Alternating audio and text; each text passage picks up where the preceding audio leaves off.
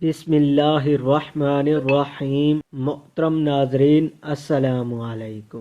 آج کی ویڈیو میں ہم آپ کو بتائیں گے حضرت علی مرتضیٰ رضی اللہ تعالی عنہ کے قبول اسلام کا واقعہ۔ ویڈیو کو شروع کرنے سے پہلے ہمارے چینل اسلامک ہسٹری آفیشیل کو لائک اور سبسکرائب کر دیں۔ حضرت سیدنا علی مرتضیٰ رضی اللہ تعالی عنہ کے قبول اسلام کے بارے میں مروی ہے کہ حضرت علی مرتضیٰ رضی اللہ تعالی عنہ چونکہ حضور نبی کریم صلی اللہ علیہ وسلم کے زیر سایہ پرورش پا رہے تھے، اس لیے آپ رضی اللہ تعالی عنہ نے جب حضور نبی کریم صلی اللہ علیہ وسلم ام المؤمنین حضرت سیدنا خدیجہ رضی اللہ تعالی عنہ کو عبادت میں مصروف دیکھا تو حضور نبی کریم صلی اللہ علیہ وسلم سے دریافت کیا کہ آپ صلی اللہ علیہ وسلم یہ کیا کر رہے ہیں؟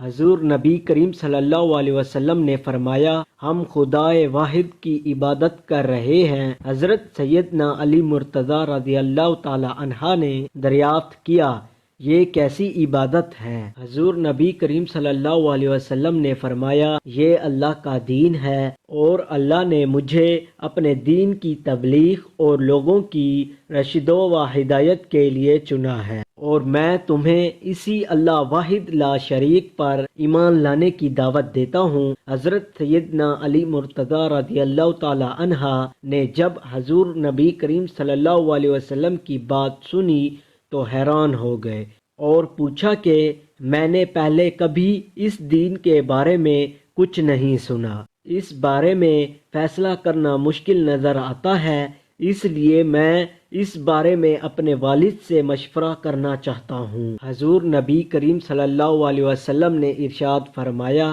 اے علی رضی اللہ تعالی عنہ، تمہیں اس بات کا حق حاصل ہے، لیکن ابھی تم اس بات کا ذکر کسی اور شخص سے نہ کرنا۔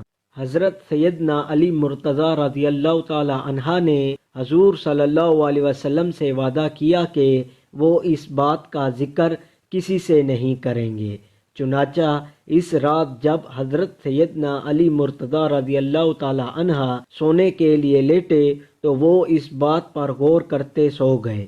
اللہ تبارک و تعالی نے آپ رضی اللہ تعالی عنہ کے قلب کو روشنی عطا فرمائی اور آپ رضی اللہ تعالی عنہ نے اپنے والد سے مشورہ کیے بغیر اگلے روز حضور نبی کریم صلی اللہ علیہ وسلم خدمت اقدس میں حاضر ہو کر ان سے عرض کیا کہ مجھے دائرہ اسلام میں داخل فرما لیں۔